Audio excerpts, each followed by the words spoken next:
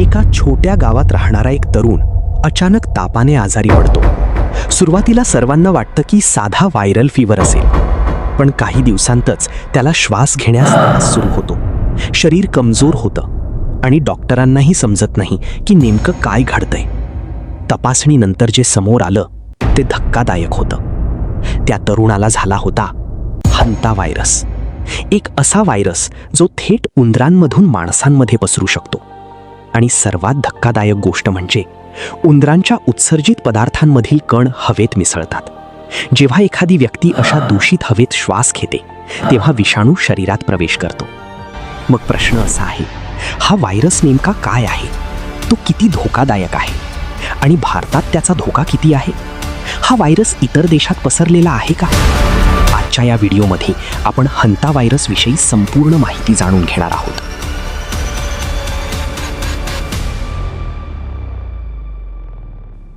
नमस्कार मित्रांनो, हंता व्हायरस हा एक दुर्मिळ पण गंभीर संसर्गजन्य व्हायरस आहे.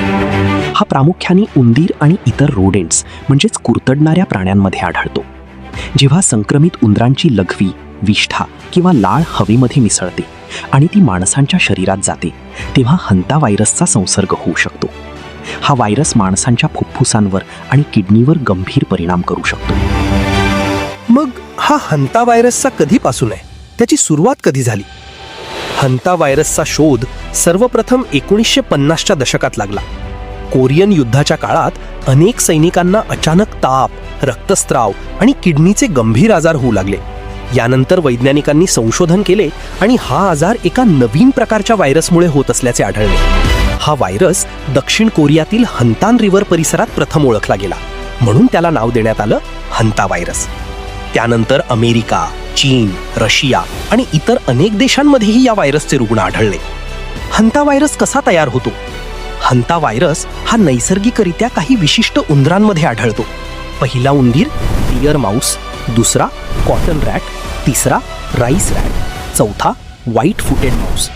हे प्राणी स्वतः आजारी पडत नाहीत, पण त्यांच्या शरीरात हा व्हायरस असतो. जेव्हा उंदरांची विष्ठा सुकते, लघवी हवेत मिसळते किंवा संक्रमित जागा साफ करताना धूळ उडते तेव्हा हा व्हायरस संक्रमित हवेतून माणसांच्या शरीरात प्रवेश करू शकतो. कधीकधी संक्रमित उंदराने चावा घेतल्यास देखील संसर्ग होऊ शकतो. हंता व्हायरसचे मुख्यतः 2 गंभीर प्रकार मानले जातात. एक, हंता व्हायरस पल्मोनरी सिंड्रोम HPS. हा प्रकार प्रामुख्याने अमेरिकेत आढळतो. यामध्ये 1, फुफ्फुसांमध्ये पाणी साचते, 2, श्वास घेण्यास त्रास होतो, 3, ऑक्सिजनची कमतरता निर्माण होते. हा प्रकार अत्यंत धोकादायक मानला जातो. 2, haemorrhagic fever with renal syndrome HFRS. हा प्रकार आशिया आणि युरोपमध्ये जास्त आढळतो. यामध्ये 1, ताप, 2, रक्तस्राव, 3, किडनी फेल होण्याचा धोका अशी गंभीर लक्षणे दिसू शकतात. हे 2 गंभीर आजार मानले असून मग या व्हायरसची लक्षणे काय असतात? सुरुवातीची लक्षणे सामान्य फ्लू सारखी असू शकतात. ताप, अंगदुखी, डोकेदुखी, थकवा, उलट्या, पोटदुखी. पण काही दिवसांनी परिस्थिती गंभीर होऊ शकते, जसे श्वास घेण्यास त्रास, छातीत दडपण, फुफ्फुसांमध्ये सूज, रक्तदाब कमी होणे. योग्य वेळी उपचार न मिळाल्यास हा आजार जीवघेणा ठरू शकतो. हंता व्हायरसचा प्रसार कसा होतो? हा व्हायरस प्रामुख्याने संक्रमित उंदरांमुळे पसरतो. संसर्ग होण्याचे प्रमुख मार्ग संक्रमित उंदरांची विष्ठा किंवा लघवी साफ करणे, दूषित धूळ श्वासाद्वारे शरीरात जाणे, संक्रमित अन्न खाणे, उंदरांचा चावा.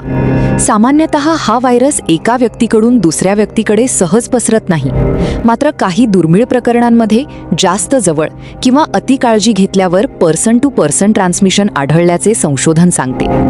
तसेच या व्हायरसवर अजून तरी औषध निघालेले नाही. WHO म्हणजेच वर्ल्ड हेल्थ ऑर्गनायझेशनचे मत. जागतिक आरोग्य संघटना म्हणजेच WHOच्या मते हंता व्हायरस हा गंभीर पण तुलनेने दुर्मिळ संसर्ग आहे. WHOच्या माहितीनुसार यावर कोणतेही औषध नसल्यामुळे सर्वांनी स्वच्छता राखणे अत्यंत आवश्यक आहे. उंदरांची संख्या नियंत्रित ठेवणे गरजेचे आहे. संक्रमित भाग साफ करताना काळजी घेणे आवश्यक आहे. WHO लोकांना जागरूक राहण्याचा आणि लक्षणे दिसल्यास त्वरित डॉक्टरांचा सल्ला घेण्याचा सल्ला देते. मग या हंता व्हायरसपासून आपण सुरक्षित कसे राहावे?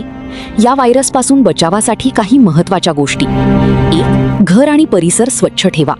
उंदरांना लपण्यासाठी जागा मिळू देऊ नका. 2, अन्न व्यवस्थित झाकून ठेवा.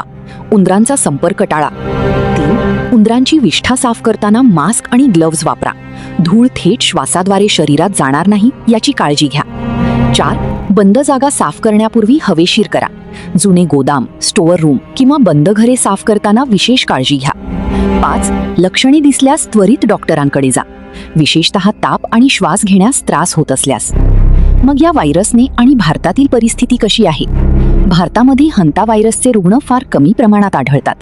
तथापि काही संशोधनांमध्ये भारतात अँटीबॉडीज आढळल्याचे नमूद करण्यात आले आहे. ग्रामीण भागात आणि उंदरांची संख्या जास्त असलेल्या ठिकाणी धोका वाढू शकतो. सध्या भारतात मोठ्या प्रमाणावर हंता व्हायरसचा उद्रेक झालेला नाही, पण तज्ज्ञांच्या मते स्वच्छता, जागरूकता आणि वेळेवर निदान यामुळे भविष्यातील धोका कमी करता येऊ शकतो.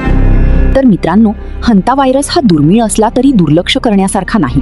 स्वच्छता, काळजी आणि योग्य माहिती यामुळे आपण या व्हायरसपासून स्वतःचे आणि आपल्या कुटुंबाचे संरक्षण करू शकतो. जर तुम्हाला हा व्हिडिओ माहितीपूर्ण वाटला असेल तर व्हिडिओला लाईक करा, शेअर करा आणि अशाच आरोग्यविषयक माहितीसाठी चॅनलला सबस्क्राईब करायला विसरू नका. धन्यवाद.